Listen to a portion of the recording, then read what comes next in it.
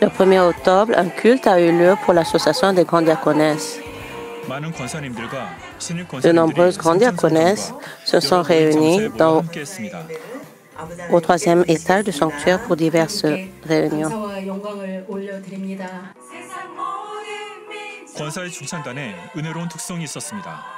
Leur louange spéciale était pleine de grâce.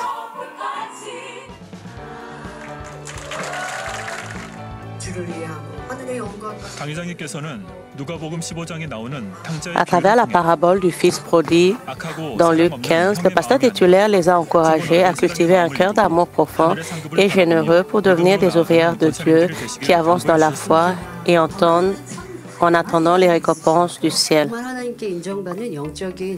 Pour devenir un leader spirituel reconnu par Dieu, nous ne devons pas adopter l'attitude du frère aîné de la parabole du Fils prodigue. Nous devons plutôt adopter celle du serviteur inutile, que vos efforts soient récompensés au ciel et vous apportent d'abondantes bénédictions.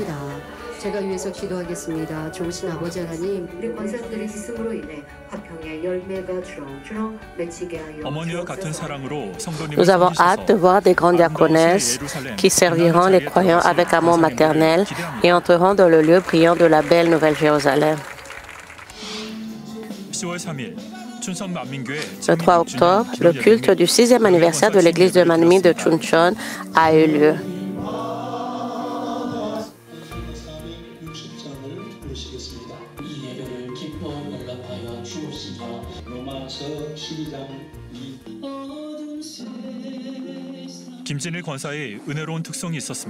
La grande diaconesse Jinny Kim a chanté une louange spéciale et gracieuse.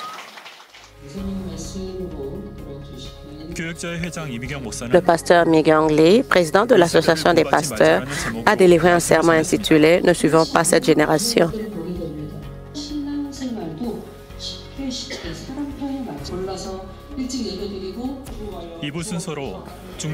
La deuxième partie du culte était le culte d'inauguration, présidé par le pasteur Chol Soo-chong.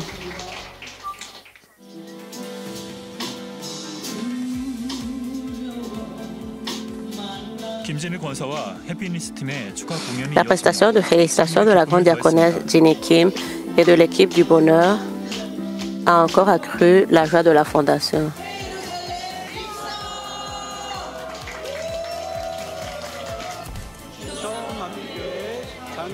Félicitations pour le 6e anniversaire de l'église de Manmin de Chuncheon.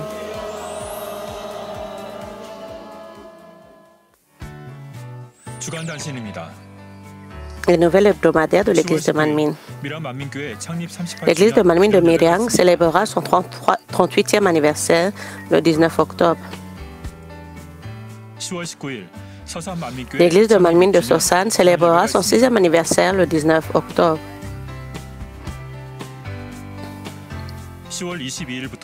Une équipe missionnaire visitera l'église de Manmin de Saint-Pétersbourg du 22 au 30 octobre pour participer à son 33e anniversaire.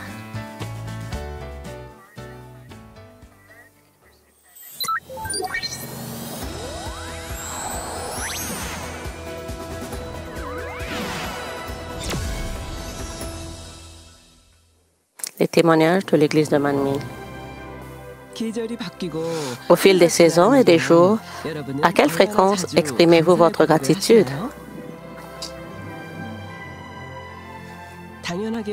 Un simple souffle, une journée apparemment ordinaire, peut devenir une source de gratitude.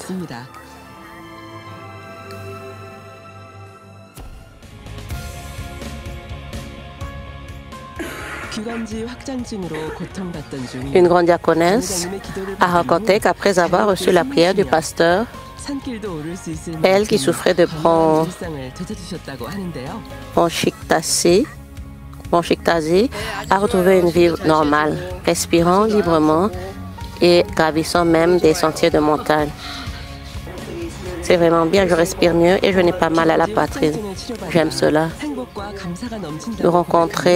Nous rencontrons la grande diaconesse Yang Jache, qui avoue avoir été remplie de bonheur et de gratitude après avoir été guérie d'une bronchiectasie.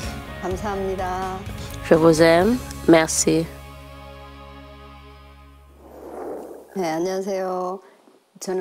Bonjour, je suis la grande diaconesse Hyang Jae-cho. Depuis l'été dernier, j'ai du mal à me déplacer.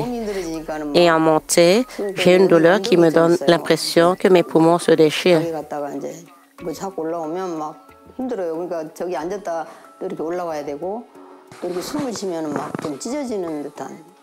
Alors je devais me reposer au milieu du chemin.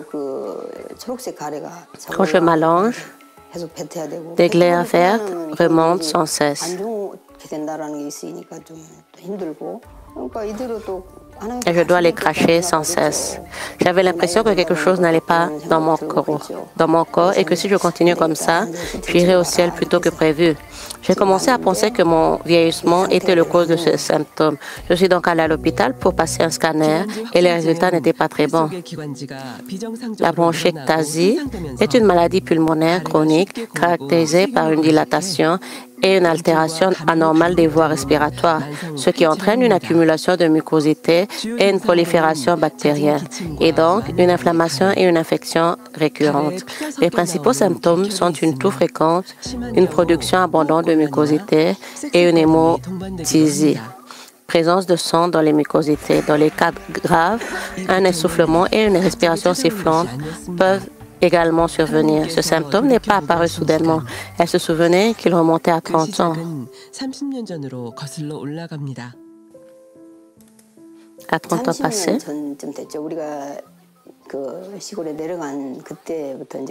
ma famille a déménagé à la campagne à Suncheon. Je pense que ce symptôme est apparu à cette époque. Je dirigeais une école privée à Séoul, mais mon mari est tombé malade.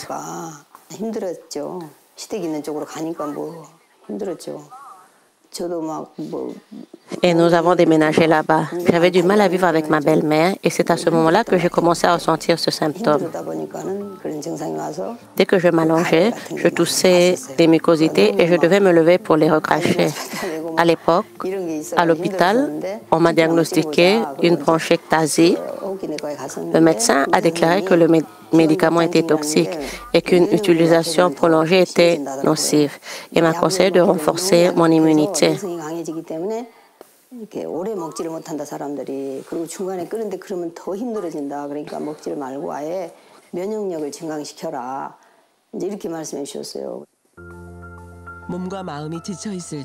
Alors que son corps et son esprit étaient épuisés, la grâce du Seigneur a brillé comme un rayon de lumière.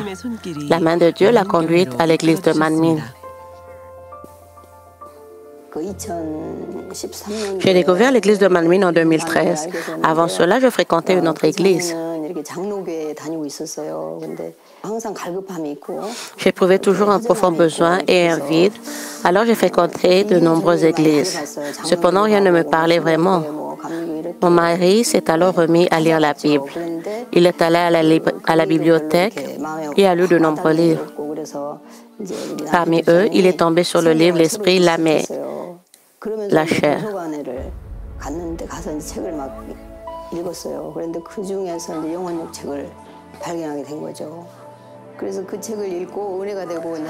Sa lecture lui a apporté des bénédictions, alors il est allé le consulter en ligne. Il a reçu beaucoup de grâce en lisant le livre « Goûter à la vie éternelle avant la mort ». Grâce à ce livre, nous avons ressenti une profonde grâce. Le cœur du berger résonnait vraiment en nous. Nous avons alors décidé de fréquenter l'église de Manmin et avons commencé à fréquenter l'église de Manmin de Suncheon.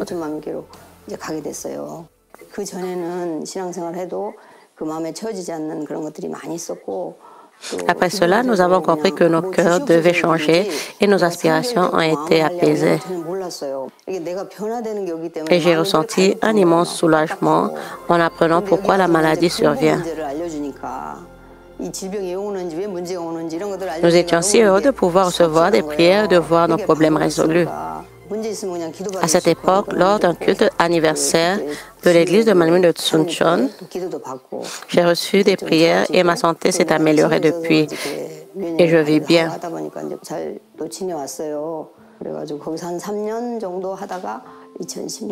Puis, en 2016, nous sommes retournés à Séoul et j'ai présenté ma famille au pasteur en lui montrant une photo de famille. Au pasteur émérite en lui montrant une photo de famille.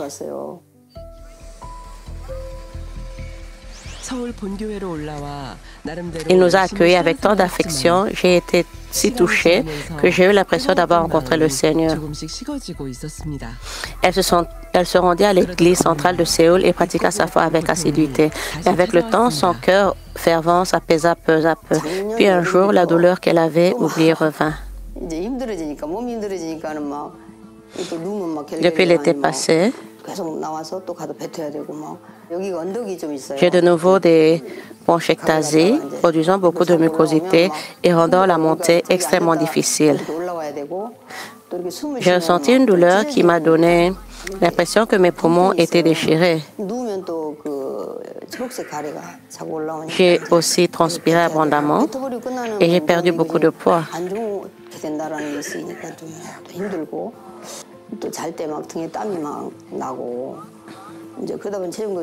Je suis allée à l'hôpital et j'ai reçu des injections pour renforcer mon système immunitaire. Mais mon état ne s'est guère amélioré. Lors du scanner à l'hôpital, mon état n'était pas très bon.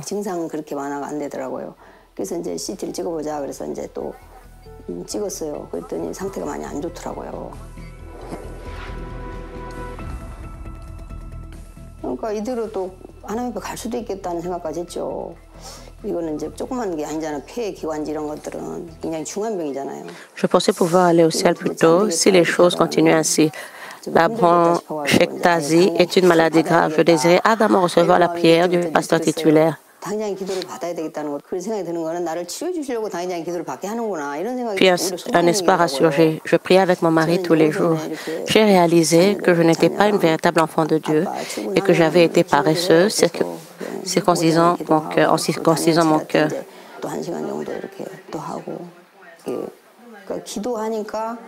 Je prie aussi le matin avec mes enfants.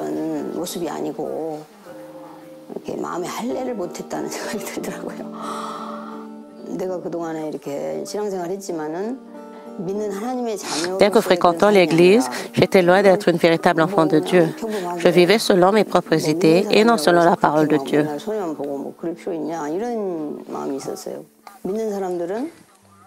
Parfois, je me demandais pourquoi je devais subir des pertes. J'ai commencé à comprendre ce que signifiait être attentionné envers les autres, même si cela impliquait de subir des pertes. J'ai réalisé que ce que je croyais être juste ne l'était pas. J'ai commencé à me repentir de ces choses.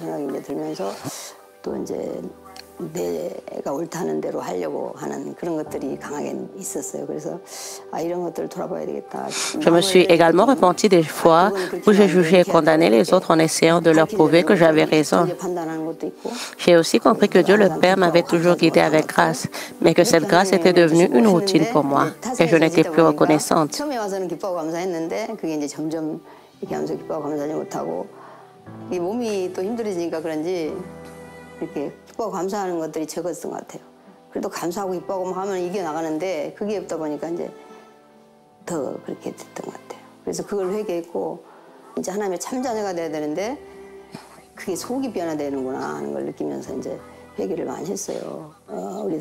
J'ai perdu mon cœur d'être reconnaissante parce que j'avais une douleur dans mon torse. En écoutant le sermon du pasteur titulaire, j'ai pris davantage conscience de mes faiblesses. J'ai écouté son sermon avec mes écouteurs branchés et j'ai réfléchi à ses paroles. Ce fut une véritable bénédiction pour moi. J'ai commencé à comprendre les paroles dans mon cœur en me disant « Ah, c'est ainsi que je devrais vivre ». Ayant toujours été témoin de la puissance divine manifestée par le pasteur titulaire, j'en suis venu à croire que ma maladie serait guérie si j'acceptais sa prière. À cette époque, notre paroisse prévoyait une réunion avec le pasteur titulaire, ce qui m'a permis de recevoir ses prières. C'était si émouvant et enrichissant.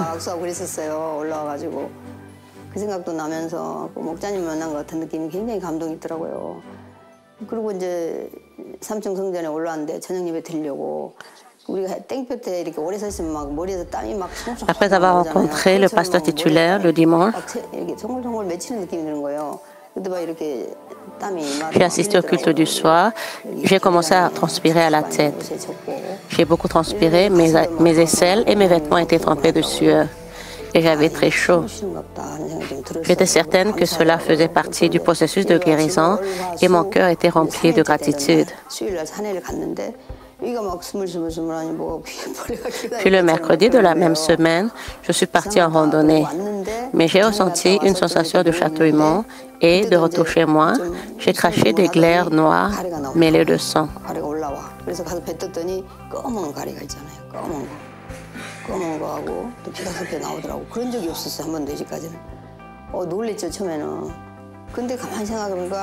Au début, j'ai été surprise, mais j'ai ensuite pensé que ce symptôme était en fait la dernière étape de la guérison divine. J'ai donc consulté un pneumologue qui m'a dit que c'était un très bon symptôme et que les impuretés devaient sortir de mes poumons.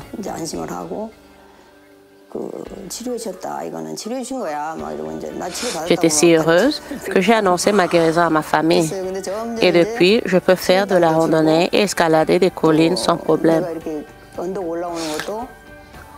La douleur a disparu et même si j'ai encore quelques mucosités blanches, je suis plus que ravie de ne plus être essoufflée et convaincue d'être guérie.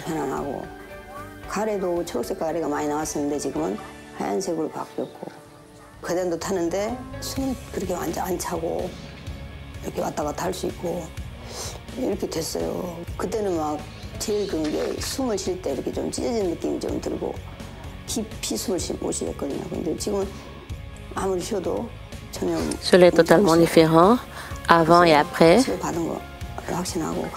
Vous avez reçu la prière du pasteur titulaire?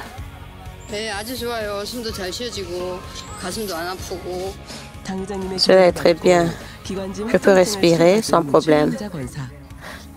La grande diaconesse Yang Jatche, qui a été guérie d'une bronchiectasie grâce aux prières du pasteur titulaire, ressent désormais l'amour de Dieu à chaque respiration et accomplit sa mission avec gratitude et joie.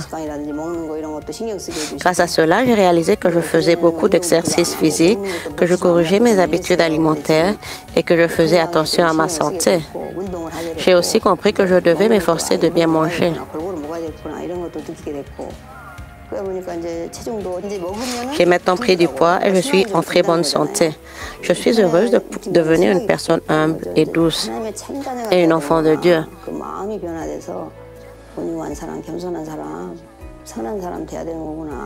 J'ai réfléchi à ce qui me serait arrivé si je n'étais pas venue à l'église de Manmin.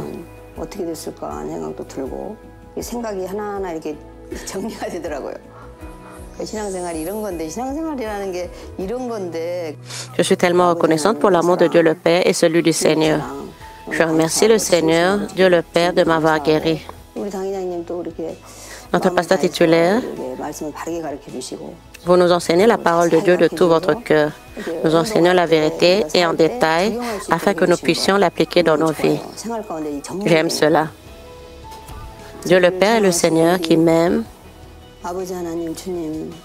Merci infiniment de m'avoir guéri. Et merci infiniment, pasteur titulaire, d'avoir prié pour moi. Je vous aime.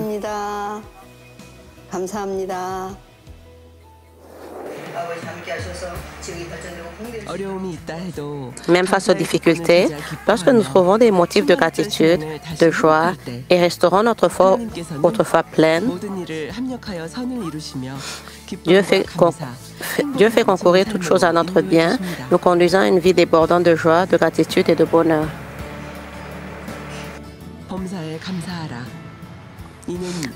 Rendez grâce en toutes choses, car c'est à votre égard la volonté de Dieu en Jésus-Christ.